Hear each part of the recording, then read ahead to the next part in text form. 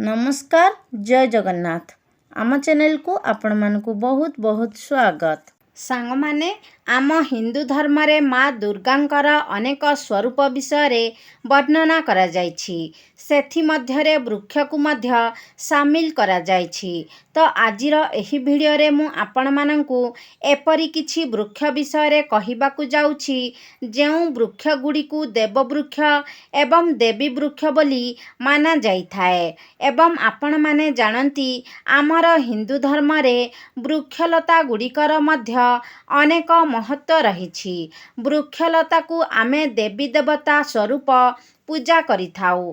आमर धार्मिक मान्यता अनुसारे तो आमे वृक्षलता गुड़ी को देवी देवता भावरे पूजा करिथाउ। वैज्ञानिक मत अनुसारे मध्य वृक्षलता गुड़िक आमर जीवनर केंद्र होइथांती। कारण आमे बंचिबा पाई जेउ अम्लजान सबुठारु अधिक दरकार करिथाउ ताहा आमे वृक्षलता ठारु ही पाई थाउ।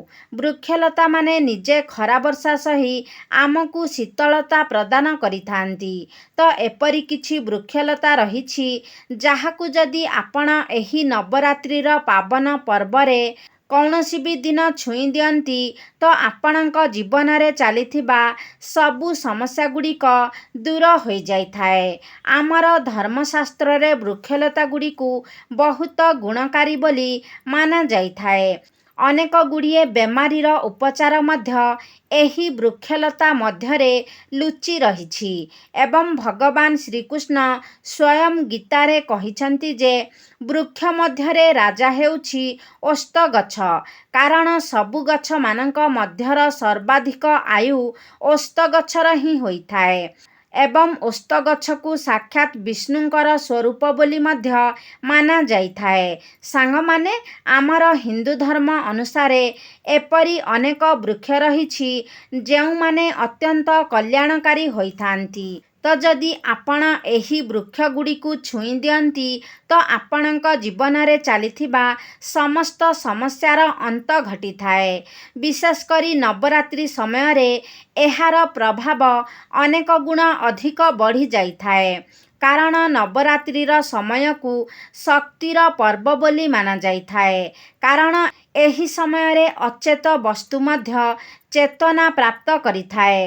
अर्थात एही समय रे जेउ शक्ति आमर धरित्री को आसी थाए आमर जीवजंतु पशु पक्षी एमिति की निर्जीव वस्तु मध्यरे मध्य प्राण जागी थाए। कारण एही समय रे मांकर 9टी स्वरूपर पूजा करा जाइथाए।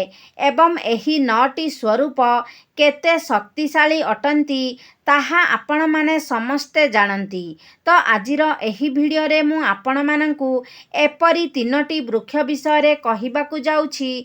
जदि नवरात्रिर कौनसी भी दिन रे आपण एही वृक्ष को छुई देई आसंती तो निश्चित भावरे आपणकर मनस्कामना पूर्ण हेबा सहित जीवन रे चालुथिबा समस्त दुख कष्ट समस्यार मध्य अंत होई परिबा।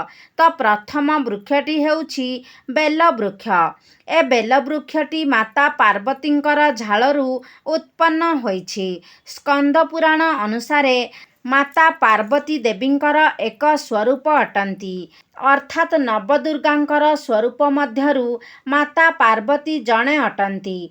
तो बेल वृक्षर डालरे माता पार्वती, मूलरे ब्रह्मा, मध्य भागरे विष्णु एवं अन्य समस्त अंश गुड़िकरे भगवान महादेवंकर वास होइथाए। तो संध्या समय रे जदि आपण शिव मंदिरर पाखापाखी किंबा नवदुर्गांक मंदिरर पाखापाखी रे जदि कौनसी बेल वृक्ष थाए तो सही बेल वृक्ष मूलरे आपण जदि घियर दीप जालंती तेबे आपण गुणवान धनवान एवं पराक्रमी बनी थांती। आपणकर समस्त मनस्कामना पूर्ण होइथाए। आमर धर्मशास्त्र रे एपरि मध्य उल्लेख रहिछि जे एही नवरात्रि समय रे माँ नवदुर्गांकर स्मरण करी जदि कौनसी भी व्यक्ति बेल वृक्ष को 7 थर छुई दियंती तो जेउ व्यक्ति माने एही समय रे व्रत उपवास रखुछंती तांकर थकापण तुरंत ही ଚାଲି ଯାଇଥାଏ।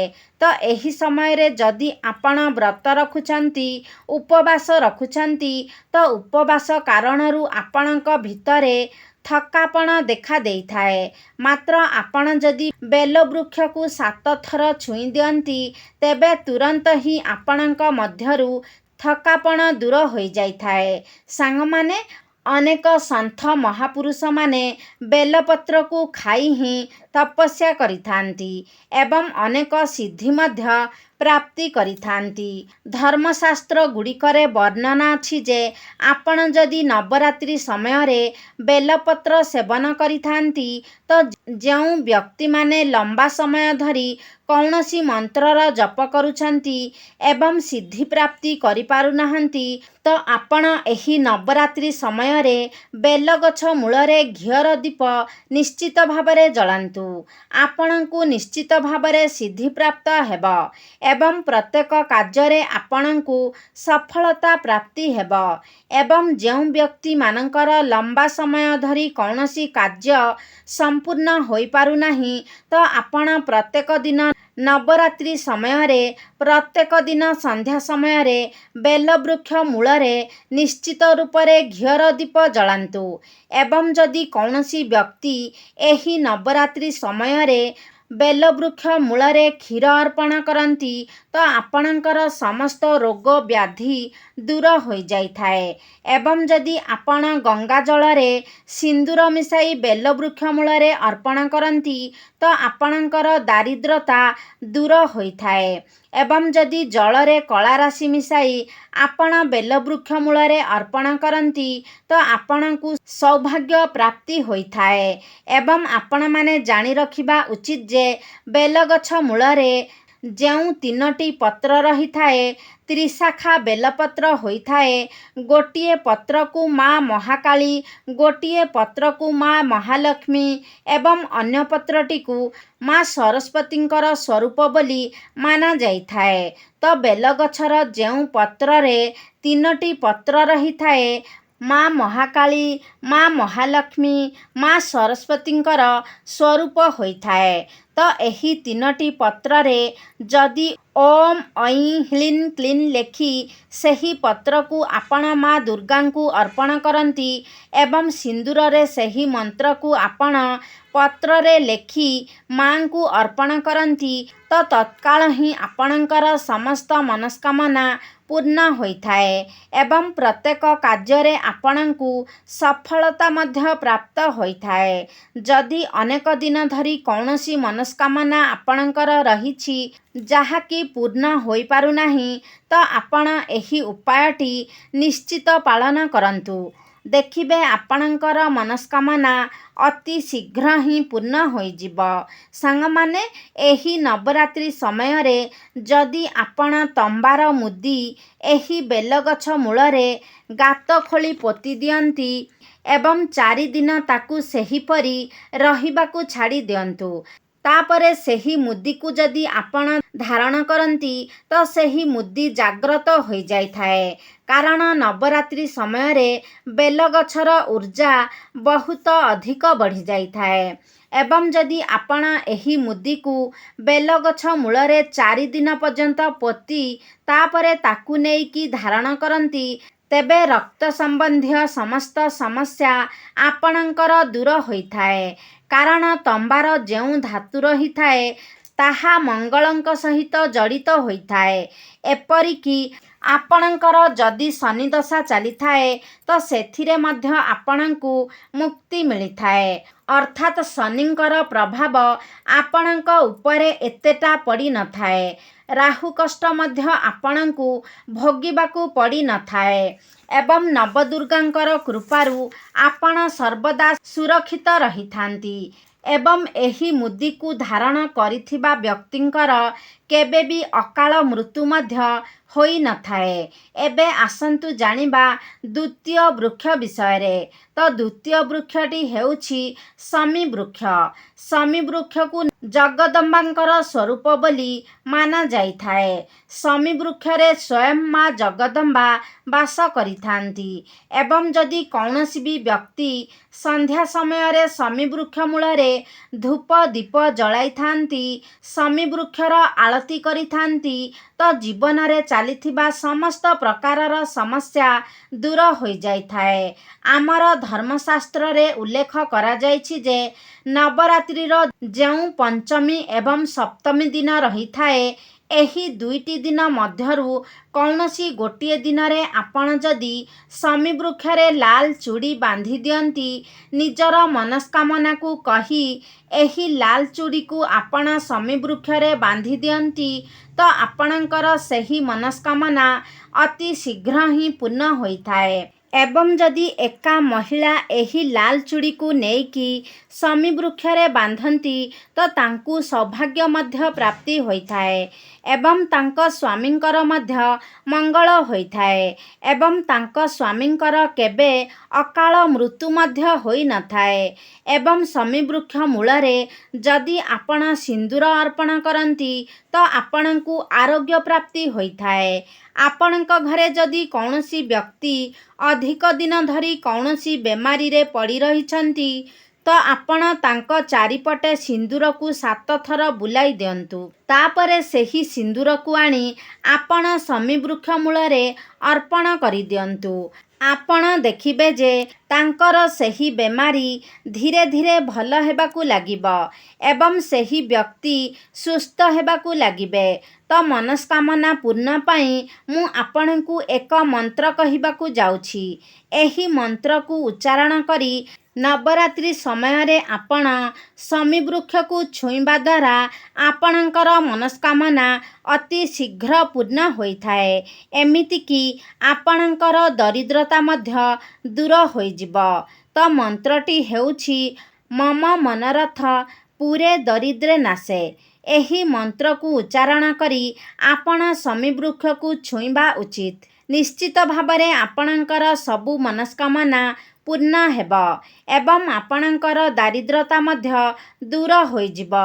ଆପଣ ଯଦି ଚାହିଁବେ ଏହି ନବରାତ୍ରି ସମୟରେ ଆପଣ ଶମୀ ବୃକ୍ଷରେ ରକ୍ଷାସୂତ୍ର ମଧ୍ୟ ବାନ୍ଧି ପାରିବେ।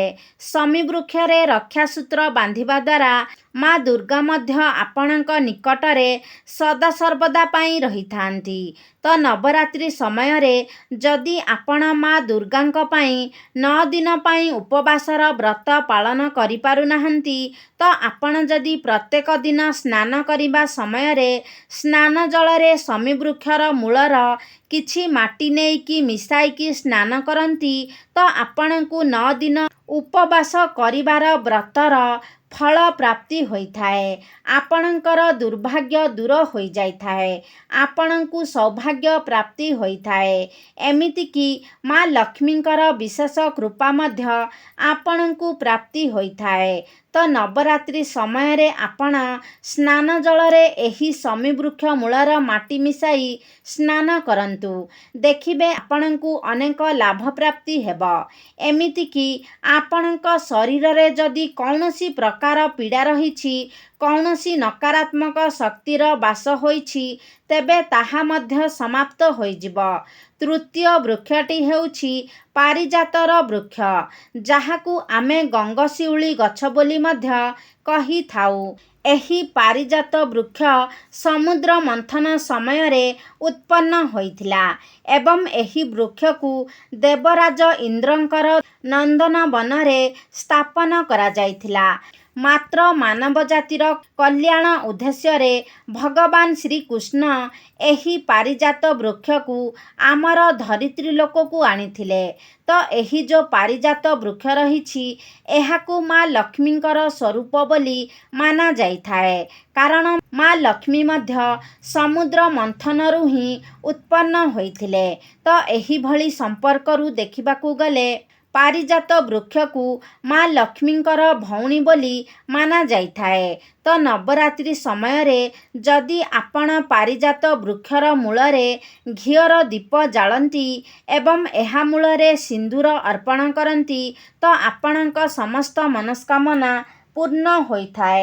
ତ ଆପଣ ଯେତେବେଳେ ଘିଅର ଦୀପ ଜଳାଉଛନ୍ତି ଏବଂ ସିନ୍ଦୂର ଅର୍ପଣ କରୁଛନ୍ତି ସେହି ସମୟରେ ଆପଣ ପ୍ରାର୍ଥନା କରନ୍ତୁ, ହେ ପାରିଜାତ ବୃକ୍ଷ, ଆପଣ ମାଙ୍କର ସ୍ୱରୂପ ଅଟନ୍ତି। ଆପଣ ମୋର ସବୁ କଷ୍ଟ ସବୁ ପୀଡ଼ାକୁ ଦୂର କରିଦିଅନ୍ତୁ। ମୋର ଯେଉଁ ଗ୍ରହ ଦୋଷ ରହିଛି, ପିତୃଦୋଷ ରହିଛି ତାକୁ ମଧ୍ୟ ଆପଣ ସମାପ୍ତ କରନ୍ତୁ। ମା ଲକ୍ଷ୍ମୀଙ୍କର ଆଶୀର୍ବାଦ ମୋତେ ପ୍ରାପ୍ତ ହେଉ ତାହା ମଧ୍ୟ ଆପଣ ଆଶୀର୍ବାଦ କରନ୍ତୁ।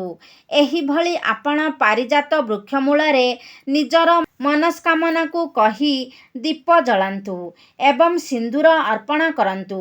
ତ ନବରାତ୍ରି ସମୟରେ ଯଦି ଆପଣ ଏହି 3ଟି ବୃକ୍ଷକୁ ଛୁଇଁ ଦିଅନ୍ତି ଏବଂ ନିଜର ମନସ୍କାମନାକୁ କୁହନ୍ତି ତ ନିଶ୍ଚିତ ଭାବରେ ଆପଣଙ୍କର ମନସ୍କାମନା ପୂର୍ଣ୍ଣ ହେବା ସହିତ ଆପଣଙ୍କର ଅଟକି ରହିଥିବା କାର୍ଯ୍ୟ ମଧ୍ୟ ସମ୍ପୂର୍ଣ୍ଣ ହୋଇଥାଏ ଏବଂ ଆପଣଙ୍କୁ ସବୁଦିନ ପାଇଁ ଦାରିଦ୍ର୍ୟତାଠାରୁ ମଧ୍ୟ ମୁକ୍ତି ମିଳିଥାଏ।